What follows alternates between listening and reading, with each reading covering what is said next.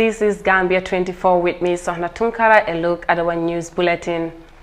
University of the Gambia begins academic year online due to COVID-19. GT Bank Gambia staff resume work after sit-down strike. Over 500 million spent on COVID-19 relief. These and more coming up on Gambia24. Stay tuned.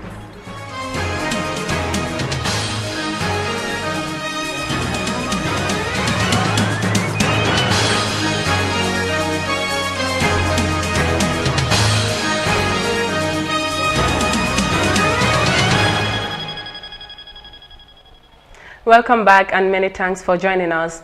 The University of the Gambia has reopened for the first semester of the 2020 to 2021 academic year with lectures beginning online.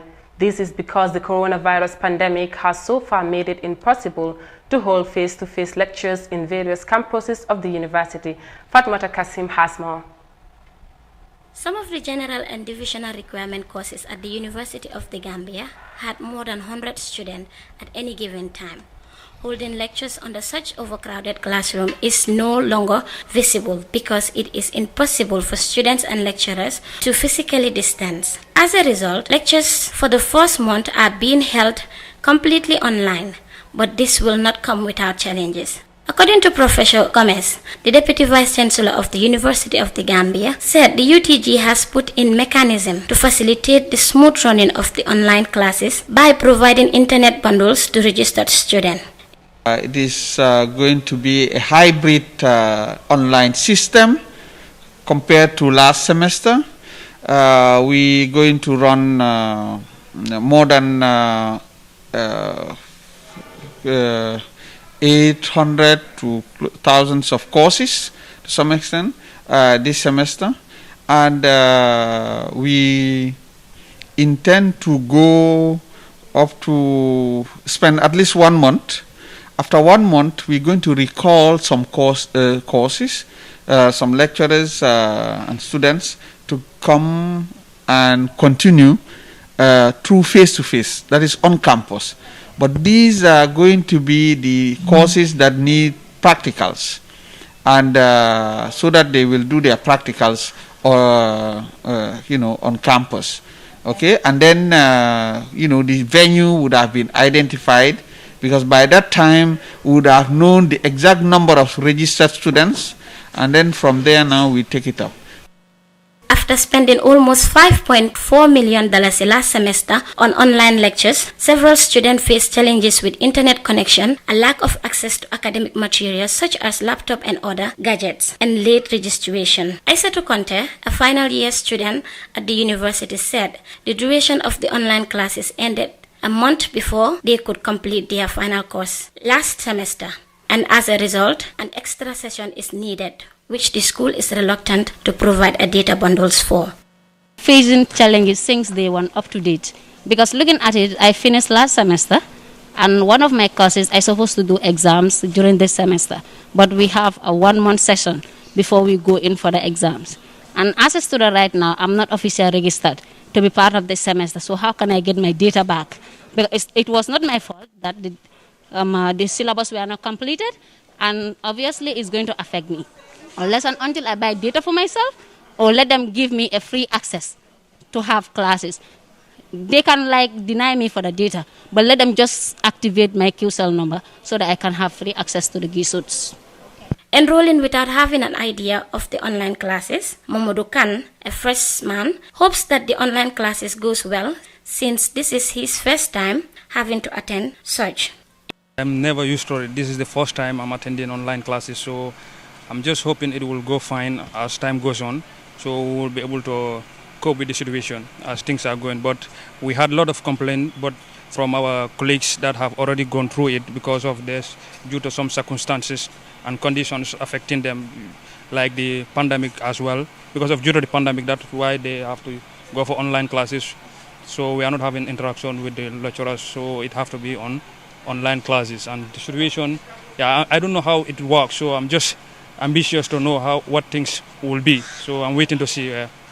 More than 600 students attended the last semester alternative sessions online. However, the less privileged students who could not settle tuition fees were left with no option than to defer. The University of the Gambia provided unlimited internet bundles to its registered students only. Fatmata Kasim reporting for iAfrica TV. Students at the University of the Gambia have started their virtual learning sessions today. Now, Guaranteed Trust Bank staff resumed work on Monday after a 4-day sit-down strike that began on 24th September. The bank's customers said they have been severely affected by the strike as they could not have access to their monies. More in this report by Ndai Sise. GT Bank customers who faced 96 hours unable to have access to their savings have urged the bank to avoid future strikes that will militate against their need for cash to solve their problems. One of the bank's customers by the name Lamin Job said the management should not allow such things to happen in the near future because GT Bank is one of the biggest banks in the country and a lot of people are banking with them. GT Bank is one of the biggest banks in the Gambia. So when I even reached home and then one of my sisters there told me, have you withdraw your money? I told her no, the staff are on strike at GT Bank and then she has an account in GT Bank here. She then told me, oh, I think I have to transfer my account to Trust Bank because GT Bank is one of the biggest banks in the Gambia and then the staff are on strike. So I don't know what would happen. And then I have an account there and then this is the only account I have. I am planning to establish a business and then they're on strike there. So I don't actually know the root causes of their strike, but I think the leadership should, try to do something in order to prevent such. And I think they have to discuss this in management level before it even goes out. Yeah. Casa Cora, a concerned customer, also said the bank has disappointed its customers after the staff embarked on a sit-down strike without even informing customers in advance. Cora said the bank might lose customers over the staff's industrial action. What they did is not good. They should have informed the customers in advance, like 2 days, a day, or even on social media. Because almost everyone is using social media now, but they don't do that, and this has disappointed many customers. And if this continues, people like me will transfer to another bank. Meanwhile, Adrian Orari, who works at GT Bank's Cooperative Affairs, said they feel the pain of the customers and this is why they are back at their offices to serve them as they deserve. We're not on the strike, we're back in our offices and we're serving customers as they deserve to be served. Customers haven't been served from Thursday and we've seen the pressure, we've seen the way they've been feeling and we feel their pain, and this is the more reason why we've decided to come back to the office, open back all our branches to the customers, so they can be treated well and get their monies and go about their daily transactions. The staff accused the bank's managing director of violating policies on promotions, pay raises, and career development, among others. GT Bank staff held a similar strike in July, which was called off after 3 hours following an intervention by the Central Bank of the Gambia. For iAfrica TV, I am Ndai Sise. From that report by Ndai Sise on Guaranteed Trust Bank resuming work after a 4-day sit-down strike by its staff.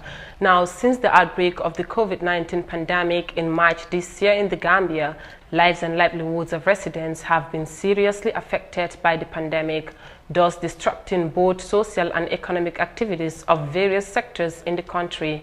Therefore, in mitigating efforts of the pandemic, the Gambia government has claimed spending over $500 million on COVID-19 relief, disclosed by Ibrahim Silla, the Minister of Information and Infrastructure, in a weekly press conference held last Friday. Let's hear more in this report. Over $500 million has been disbursed for mitigating effects of the coronavirus since its outbreak in the Gambia. These funds were allocated to different sectors in the Gambia that were seriously affected by the pandemic, including the Ministry of Health on its activities in coping the spread of the virus. In its ministerial press conference on Friday, Ibrahim Silla, the Minister of Information and Infrastructure, said support was made to following sectors as he explains. So far, support has been extended to the following. Full payment of $91.2 million made from the months of August to September for the bailing out of prices, that is payment of their 3-month salary and GAM post. Also, full payment of $5.6 million was made in the months of August and September for the settlement of GT Board operational license, that is the Gambia Tourism Board operational license for the hospitality industry. Minister Silla added that over $100 million has been made for the post-COVID-19 plan, adding due to the impact of the virus on the media, the National Assembly has approved $15 million for them. $30 million was provided in the month of September to extend the duration during the repatriation of recalled diplomatic personnel from these missions. $20 million was paid in the month of September for the construction of the new Basse market. $300 million has been provided in the month of September for the rural and urban roads projects in the country. Full payment of $77 million was made in the month of September for the land. Full payment made in the month of September for the post-COVID-19 recovery plan. $4 million has been paid in the months of August and September for the support to councils to pay their salaries. These are local government councils. And full payment of $15 million made in the month of September for the media support that has been approved by the National Assembly. The Gambia has been economically hit by the pandemic since its outbreak in March. However, the government receives financial and material aid from the World Bank, the International Monetary Fund (IMF), the Chinese government, and others for the support to the health system in combating COVID-19 and support sectors seriously affected by the pandemic. Reporting for iAfrica News, I am Mariama Cham. That was Mariama Cham on the 500 million COVID-19 fund. Now, 3 local organizations in the Gambia have signed a memorandum of understanding for the implementation of project promoting investment in culture, creative arts and sports to enhance resilience against climate change in local communities. The project is funded by the European Union and the implementing partners are the Gambia Wrestling Association, the National Center for Arts and Culture, and the Gambia Association of Local Government Authorities. Ibrahim Sanko has more. In May, the European Union signed a new contract with the Gambia Chamber of Commerce and Industry involving a project worth more than $28 million. The project is meant to support arts and craft in the form of handiworks, promote traditional wrestling, and create a regulatory environment to promote arts, culture, and sport. Hassim Sisi, the director of National Center for Arts and Culture, said his institution will provide technical support of the project, which will help create jobs for Gambians. In the development of cultural and traditional wrestling training materials, for an annual 2-day train the trainers course and events management for the coordinators of the 8 new venues that will be built. Number 2, NCAC shall feature the activities into cultural tourism, national festivals, and in the national calendar of events promoted by the Gambia Tourism Board. Number 3, NCAC shall serve as the culture expert and liaison in this cooperation by promoting traditional wrestling as a cultural heritage for job creation and social cohesion for the communities. The Executive Director of the National Sport Council, Marcel Mendy, urged the government of the Gambia to take sport seriously by creating opportunities for young people to realize their potentials. This will help tackle risking journeys across desert and high seas in search of a better opportunities in Europe. The surest way of ensuring that our young people don't risk their lives in the high seas is to invest in sport, ladies and gentlemen.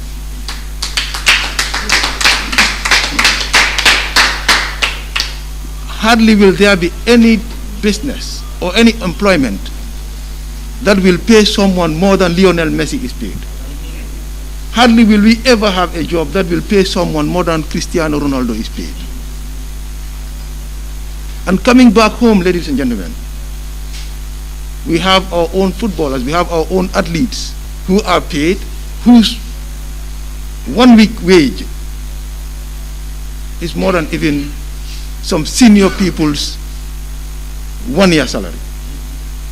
Chris Adenayo, the EU project leader, expressed his profound gratitude to the local government authorities for providing lands for the easy implementation of the EU project.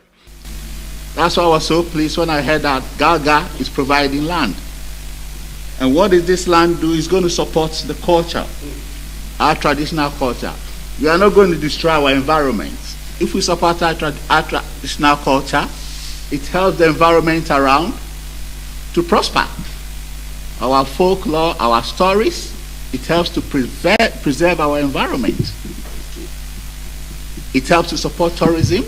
And once we realize that our culture is what brings money into our environment, then we'll tend to see it as an asset that needs to be protected. The project pursues a threefold objective. The first is to support the production of innovative handicraft and promote fair labor conditions. Local artisans will work with EU artisans and be linked to the EU market and local tourist industries. The second will be to promote traditional wrestling as a cultural heritage with creation of a new network of wrestling training clubs and use wrestling as a tool to create solidarity among communities. And the third will be about developing a new regulatory environment to promote arts, culture and sports. Reporting for iAfrica TV, I am Ibrahima Kebi Sonko. A memorandum of understanding was signed by 3 local organizations to promote investment in culture, creative arts and sports.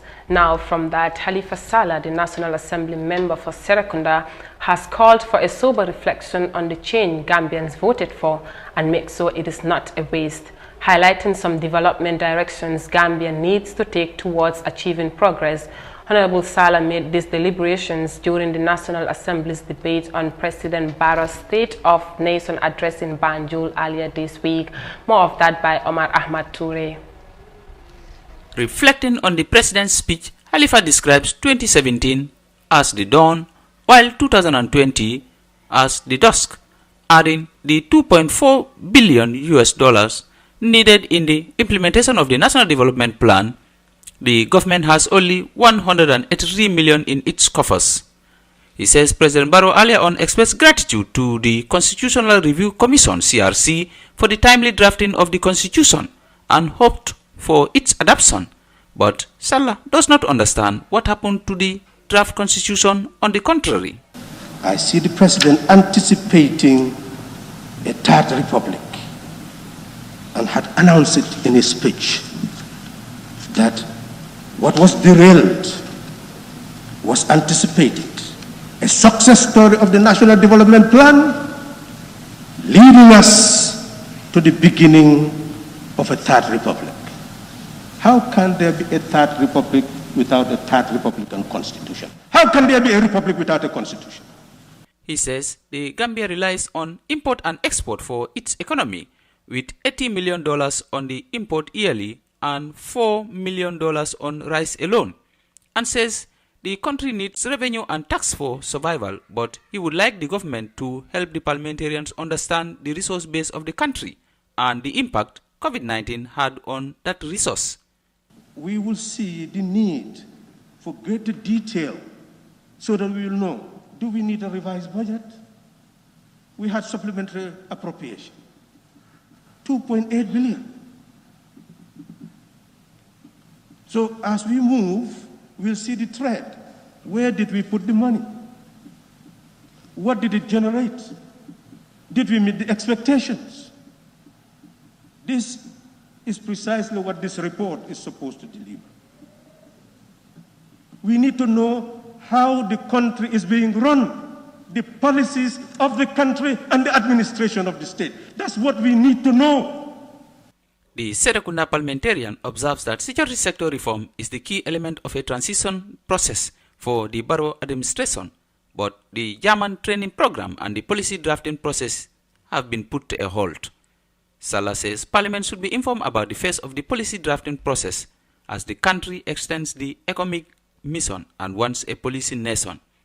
Sallah further calls for social auditing on the $824 million allocated to the Vice President's office to provide provision for the vulnerable people, saying they must be accountable and any money missing is a theft. He also demands answers on how the 500 million for COVID-19 was spent and the places testing and treatments are done, as the Gambia has over 3,200 cases with over 108 deaths registered. For iAfrica TV, I'm Omar Ahmad Toure. Gambia's fisheries sector is said to be dominated by non-citizens.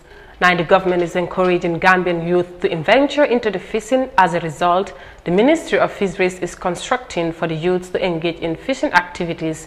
Mariama Cham reports. The Gambia government is following up on a supplementary agreement with a boat-building enterprise to construct fishing vessels for youths in the city and rural areas.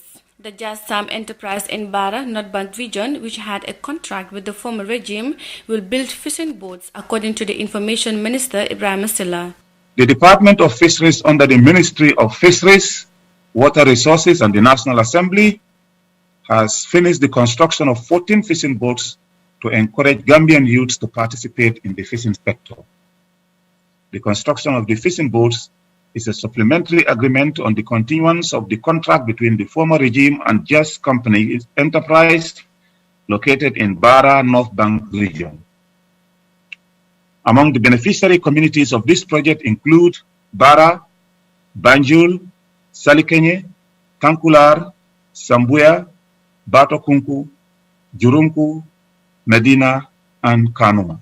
More than 1,000 Gambian youths employed in the industrial fisheries subsector work as fisheries observers and deckhands on both industrial fishing vessels, according to President Adama Barrow. Nonetheless, industrial and artisan fishing continues to be dominated by non-Gambians. On Friday, Information Minister Silla told journalists that part of the package is to train the youths to be professional fishermen and to create employment.